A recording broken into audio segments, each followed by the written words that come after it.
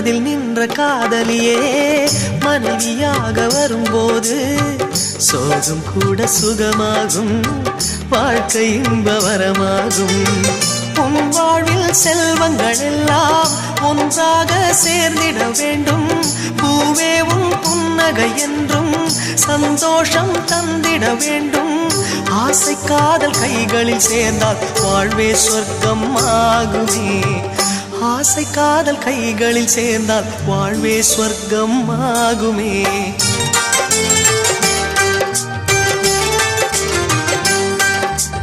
ஆனந்தம் ஆனந்தம் பாடும் மனமாசையின் ஊஞ்சலில் ஆடும்.